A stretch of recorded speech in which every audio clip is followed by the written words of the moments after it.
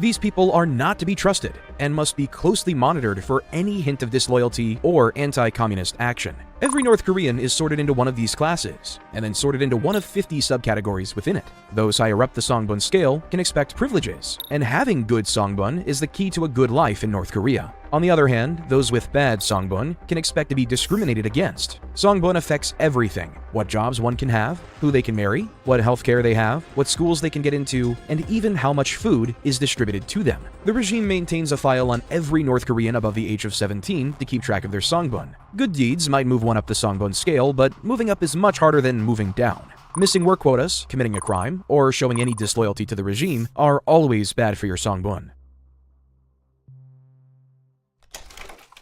Propaganda overdrive.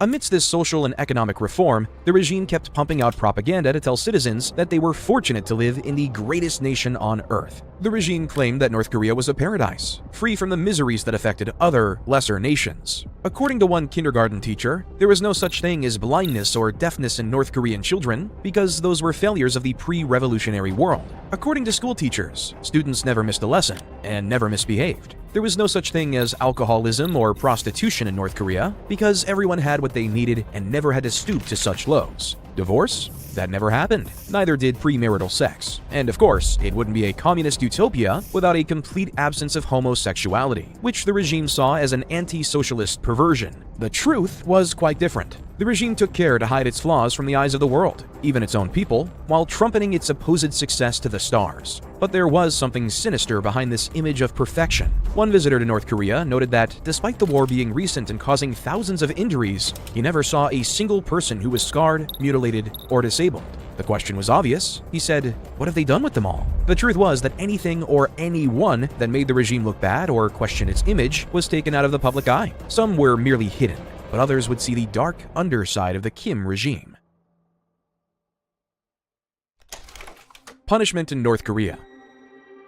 A regime like North Korea needed ways to punish dissenters, and the elaborate system of prison and labor camps first set up by Kim Il-sung's government are some of the most effective and terrifying examples in the world. It is easy to end up in a North Korean prison. The slightest accusation of disloyalty or anti-socialist activity from a party official or someone higher up the Songbun scale could be enough for someone to be swept away by the police. Trials are little more than ideological performances, where the judge can berate the accused for being a traitor and enemy to North Korea before being inevitably sentenced to several years in prison. The North Korean prison system borrowed heavily from Stalin's infamous gulags. They were designed to handle not only regular criminals but political dissidents, whose only crimes were against the ideas of the regime. Virtually all North Korean prisons were and are labor camps. Inmates are subjected to forced labor to produce goods or extract raw materials for the regime. This ensures that the inmates' labor isn't wasted in idleness and, in theory, gives them labor skills and work ethic that those who are lucky enough to be released might remember when they return to society. Many prisons also serve as re-education camps. These places are known as Kyowaso. Then there are concentration camps for political prisoners known as Kwanliso. These are for the prisoners for whom re-education won't work, and only hard labor or total isolation are suitable punishments. Political rivals, such as those purged after the August faction incident, dissidents, critics, attempted defectors, and sometimes the more serious violent criminals, are likely to end up in these camps. Prisoners in all camps are subject to poor living conditions and barely enough food to survive. Beatings are a common punishment, and one former camp guard estimated that at least a third of inmates were mutilated, losing fingers, ears, or eyes to guard beatings. That same guard recalled that, as far as the regime was concerned, inmates are not humans, and there are no human rights protections for anyone in North Korean captivity. With Kim's power secure, the economy recovering, society realigning along socialist lines, and all of the opponents rapidly ending up in camps or graves, North Korea entered the 1960s with everything to play for. Challenges and triumphs. The Great Leap Onward.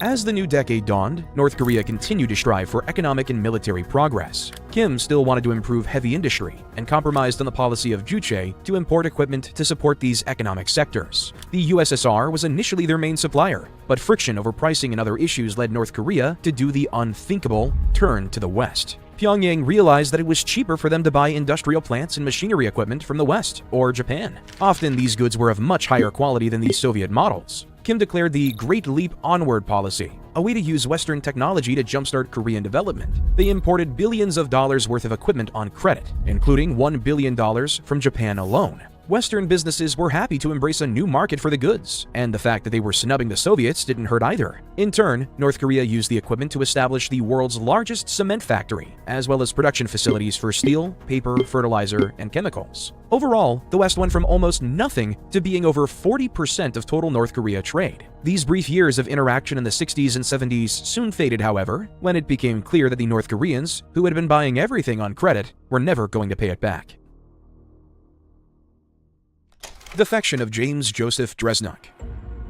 This interaction did generate Western interest in the Hermit Kingdom, and a special temptation for a handful of men. Men like James Joseph Dresnok. Dresnok was a US soldier, and he'd had a rough life. His parents divorced when he was young. He never finished high school, and he had run-ins with the law before he enlisted at 17. He married young but returned from a deployment in Germany to find his wife had left him for another man. When Dresnok was redeployed to South Korea in 1962, he had lost all hope and was treating his depression with alcohol. It didn't help that his behavior earned him a court-martial either. With no wife, no career, and no future, Dresnok decided that life in the DPRK couldn't possibly be worse than his current one. So, on August 15, 1962, Dresnok ran across a minefield in the demilitarized zone and straight into the arms of some rather shocked North Korean soldiers. Dresnok was interrogated, but they soon realized that he genuinely wished to live in North Korea. After initial hesitation, the regime accepted him. Dresnok was given a home and became a North Korean citizen. He was one of at least 7 known US defectors to the country. In his new life in North Korea, Dresnok became an English teacher and sometimes acted in state propaganda films. He and the handful of other American defectors often played American soldiers in war films, and he became something of a celebrity in the country. Another defector, who later returned to the West, claimed that they were closely monitored by state security services, and were sometimes beaten or interrogated on suspicion of being spies. But if this is true, it did not seem to deter Dresnok. Dresnok lived the rest of his life in North Korea. He married twice and had several children before dying in November 2016. His children remain in North Korea, where they hold important jobs and plan to remain there for the rest of their lives. Military of Kim Il-sung. A few defections like Dresnok were not going to redress the military imbalance between North Korea and the US, though. In the 1960s, Kim focused on rebuilding his decimated military, using the rebuilt economic strength of his nation to rearm and upgrade his massive army. The government coined the slogan, "Arms in one hand, hammer and sickle in the other," to emphasize the importance of the military to their vision of the country. North Korea continued to recruit soldiers into its military. All eligible citizens had to serve 8 years in one branch or another. Most of its equipment was still being given to them by the USSR and China well into the 1950s. Maybe 5% of its annual expenditure went to the military, most in most nations, but not as high as it would be in later years. With no wars to fight, the soldiers were regularly assigned to work projects around the country, providing an easy labor force that could be deployed wherever the state needed them. On top of its obvious use, if war broke out, a strong military was a useful way to indoctrinate young people with state ideology. Kim wanted to inculcate military discipline in the next generation, and required all children to practice with firearms starting when they were 7 years old. This military resurgence had economic benefits too. Kim envisioned a militarily self-sufficient North Korea that could boost its economy by churning out a rifle for every citizen, and enough tanks, planes, and artillery to match the South and its American allies. This concept was called Byungjin, and argued that military development was deeply tied to economic development, and it has remained relevant in North Korean thought ever since. As the military grew in power, Kim purged unreliable officials. In the late 1960s, top military men like the Minister of National Security, the Chief of Southern Intelligence, and the Commander-in-Chief of the Navy, along with at least 10 top generals, were removed from power. This was less a case of them being a threat, and more a case of Kim simply tightening his control to replace these men with even more dependable allies. Communist power politics. While still providing economic aid to Pyongyang, Moscow and Beijing's relationship with the strange little regime was not smooth sailing. Moscow was still uncomfortable with Kim's personality cult, but it was China who was most unhappy with Kim. North Korea's poor performance in the Korean War had earned them a low opinion in China's political and military leadership, and the fact that China had to take up most of the manpower burden of the conflict created resentment against the Kim regime. Kim's tight control over the state also conflicted with Mao's enthusiasm for popular revolution. When Mao's Legion of Red Guard student activists launched the Cultural Revolution in 1966, waging a campaign of terror and vandalism against rival communist factions and symbols of Chinese tradition across the country, Kim Il-sung condemned them. To him, it was a dangerous act of popular unrest that risked undermining the stability of the country. The Red Guards had no love for him either, and dubbed him, quote, a fat revisionist who was not worthy of being called a communist. Korean DMZ conflict. Perhaps it was these wounds to his pride and questions about his credentials that made Kim Il-sung lash out at his enemies in 1966. Inspired by the work of the Viet Cong, Kim Il-sung devised plans for guerrilla infiltrators to slip across the DMZ and wreak havoc on the South. After over a decade of stalemate, it seemed he wanted to roll the dice on conflict once more. Incursions and even firefights along the DMZ were not unheard of, and there were usually a few dozen encounters a year. However, in 1966, these increased tenfold. There were almost daily skirmishes as North Korean guerrillas were caught in South Korean territory. As tensions rose, border guards became more on edge and started to resolve disputes with aggression and gunfire. This period is sometimes called the Second Korean War, but there were no major battles. Rather than a concerted campaign, it was hundreds of tiny skirmishes and guerrilla attacks. There were casualties on both sides, and the US declared the area around the demilitarized zone a hostile fire zone. Blue House Raid.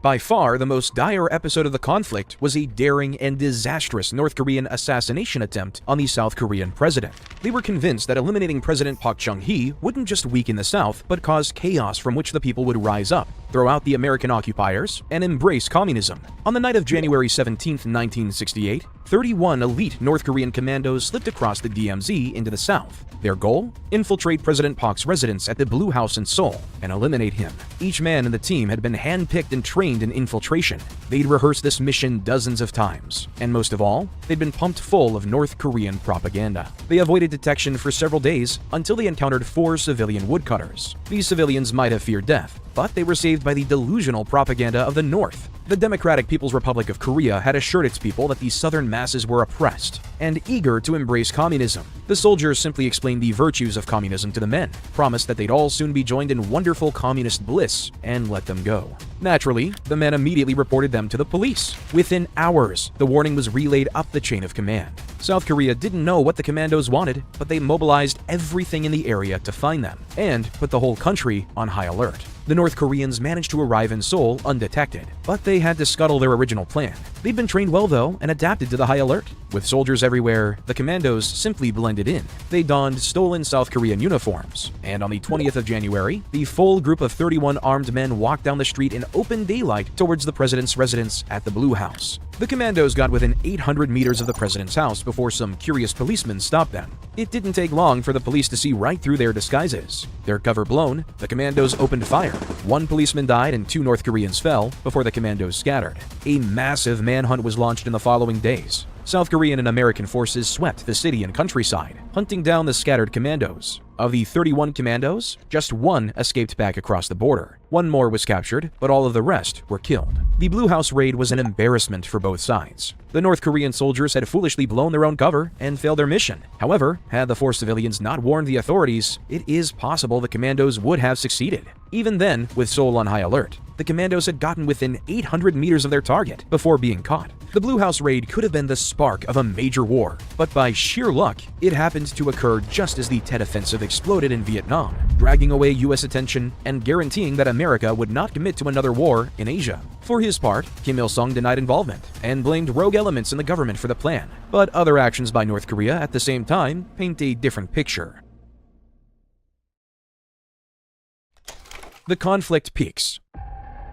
A mere 3 days after the Blue House raid, North Korea captured a U.S. recon ship off the coast of the peninsula. The USS Pueblo was performing intelligence gathering several miles off the coast when it was intercepted by the North Korean Navy and Air Force. Officially, the Pueblo was in international waters, but North Korea has always asserted a much larger sea border than other countries accept. The North Koreans pursued the ship when it tried to flee and fired several warning shots, killing 1 sailor before the Pueblo surrendered and its crew was taken prisoner. It took several days to confirm the ship's fate, and Washington scrambled for a response. They desperately wanted to avoid making things worse. Not only might the hostages be killed, but US resources were consumed dealing with the Tet Offensive in Vietnam. All the while, the crew suffered the misery and torture of North Korean captivity.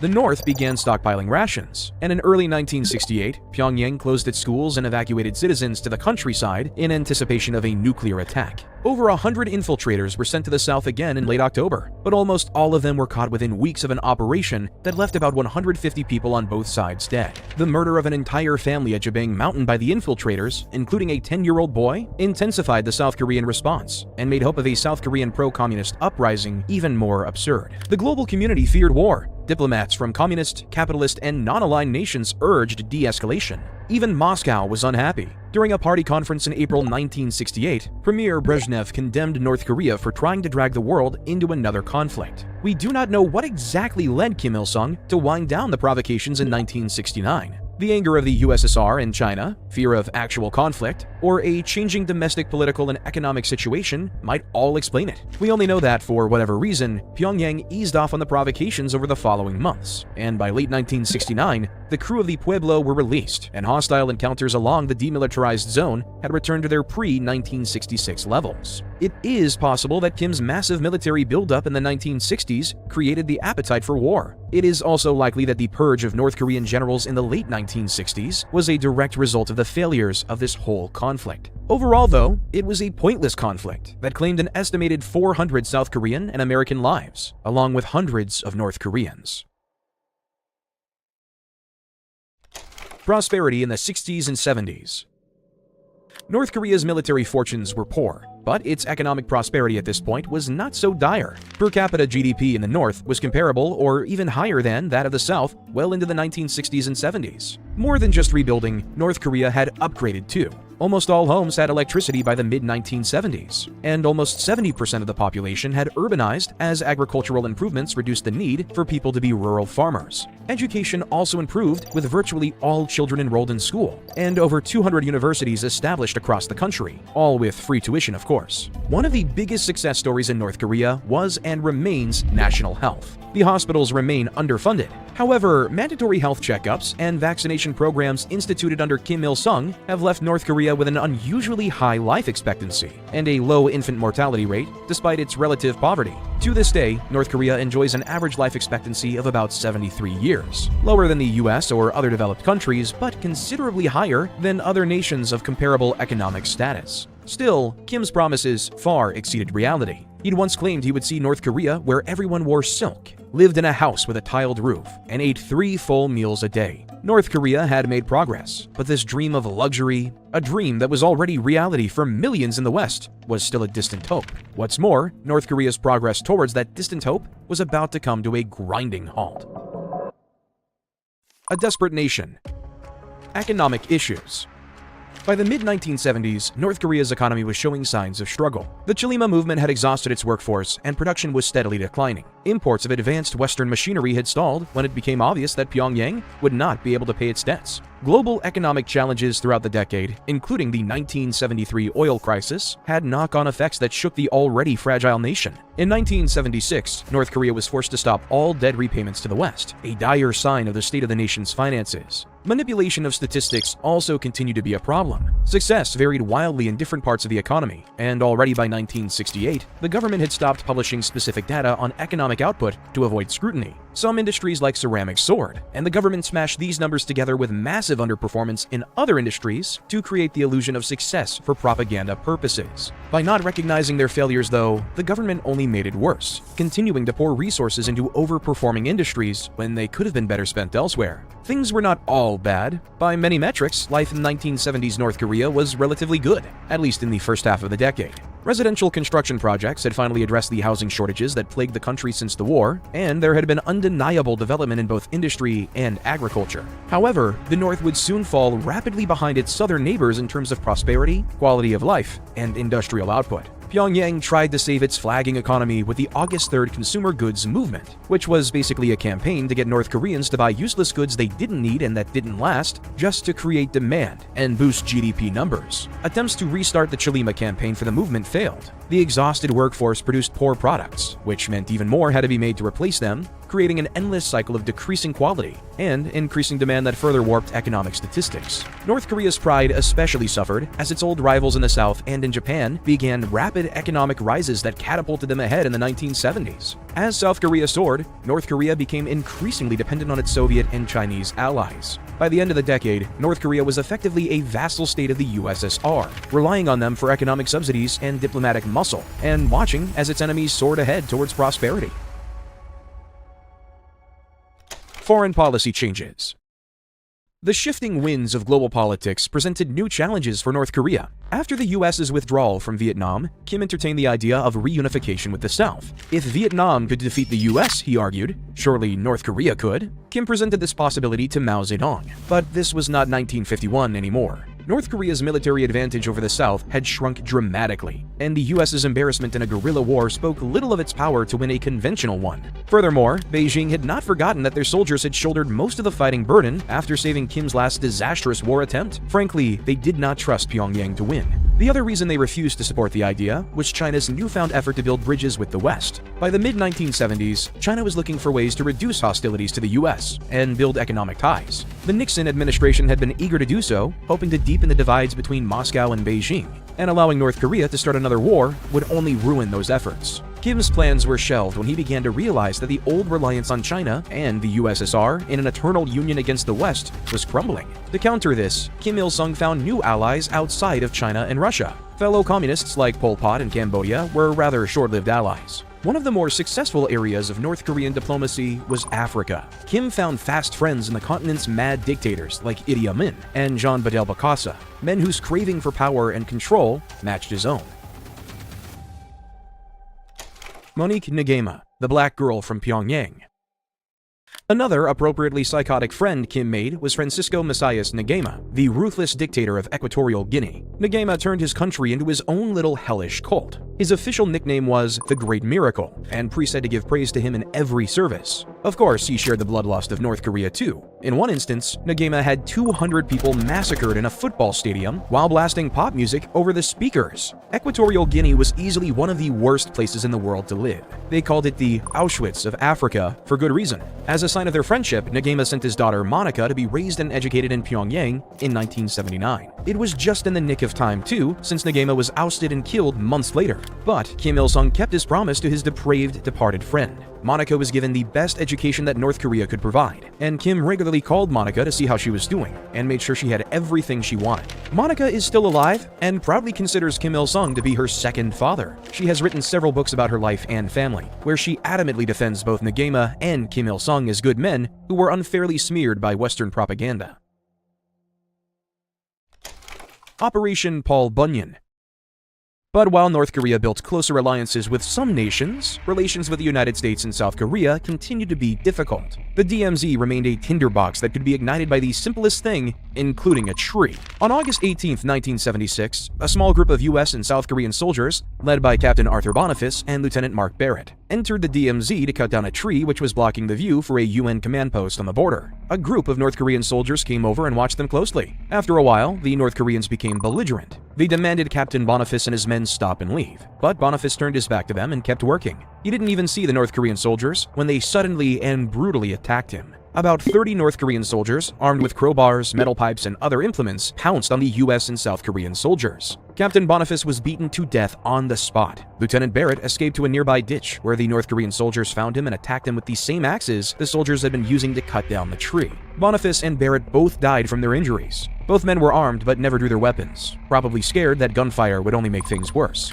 Immediately, North Korean state media spun the attack as an act of American aggression, and North Korea's international allies echoed this propaganda. Video, photographic, and eyewitness evidence refuted it, but the regime made sure that the North Korean people only saw their version of events. But if Pyongyang had hoped the US would back down, they were badly mistaken. The US refused to take the murder of 2 of their soldiers lightly, but they also didn't want to start a war over a tree. Cue Operation Paul Bunyan, named for the famous lumberjack folk hero. The US had a single goal. They were going to cut that tree down, and they were going to dare Pyongyang to try and stop them. The US called in an army's worth of resources, hundreds of armed soldiers, martial arts specialists, armored vehicles, attack helicopters, a fleet of bombers, fighter jets, and not to mention the aircraft carrier USS Midway, which was moved to a station offshore. Practically every US and allied military base in East Asia was put on full alert, ready to assist if the North Koreans tried to stop them cutting that tree. With enough firepower to conquer a small country behind them, the US sent a team into the DMZ to chop down the tree once and for all.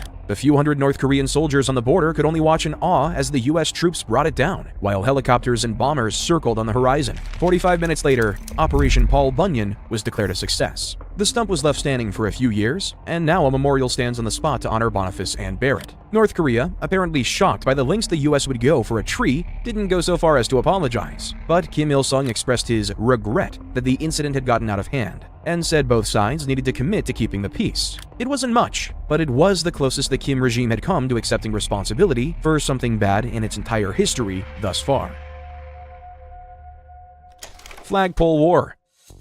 The Paul Bunyan incident didn't solve issues along the DMZ, not by a long shot, but subsequent disagreements were generally more civil. In fact, they could be downright silly at times. The Flagpole War of the 1980s was a good example, and it's exactly what it sounded like. South Korea erected a 98-meter flagpole near the border so that their flag could be seen by the North. Taking some lessons from the showmanship of their American rivals, the North answered back with a 160-meter flagpole that dwarfed their neighbors. The flag alone weighed almost 600 pounds, and to this day, this little sign of North Korean vanity is the tallest flagpole in the world.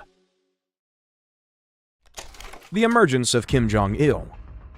By 1980, Kim Il-sung was pushing 70. North Korea's economic progress had stagnated, and foreign relations had been stuck in a perpetual stalemate for almost 3 decades. There might have been a sense of anxiety about what could happen when the great leader died, and the nation faced its mounting problems alone. Kim Il-sung had a solution to those anxieties, and its name was Kim Jong-il. Kim Jong-il was hidden from the spotlight for the first 30 years of his life. Born in a Soviet military camp in 1941 to Kim Il-sung and his first wife, Kim's childhood is obscured behind a ridiculous level of absurd and fanciful stories. Kim Jong-il first emerged into the corridors of power in the 1970s, playing a key role in party politics, even as he was hidden from public view. He joined the Central Committee in 1972, and by 1974, he was the designated heir to his father. Il was groomed for succession through experience. He was given important roles in managing espionage and propaganda for the regime, and would gradually accrue more power behind the scenes until the 1990s. From the 1980s, he was put into public view and given a thorough, heroic treatment by propaganda. Soon, his portrait could be found alongside his father's in every home in the DPRK.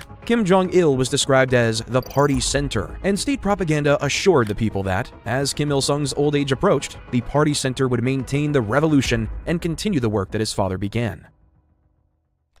Kidnapping of Shin Sang-ok and Choi Yoon-hee. One of Kim Jong-il's first responsibilities was to coordinate propaganda to improve the DPRK's image. Despite his ideological opposition to Western ideas, Kim Jong-il was famously a huge film buff and owned a massive collection of foreign films that would have earned a regular North Korean a trip to the labor camps. Working with the propaganda and agitation department, Kim Jong-il dreamed of making North Korea a sort of communist Hollywood. Instead of themes of freedom or tales of cowboys and US soldiers like the Americans made, he dreamed of a film industry that sang the praises of communism and retold the glories of Kim Il-sung and his glorious revolution. The trouble was that North Korea didn't have the people to make films that could compete with Hollywood. Kim Jong-il made a few of his own during the 1970s, but any applause they got from the North Korean audience was forced. Kim knew he needed people with talent to make his dream come true, and he knew where to find them. In January 1978, North Korean agents approached South Korean actress Choi Yoon-hee while she was in Hong Kong. They shoved her onto a boat and took her back to North Korea, where she was given a tour of the country and met Kim Jong-il. Despite her kidnapping, Choi was treated well and spent time with Kim visiting theaters, operas, and parties across the country.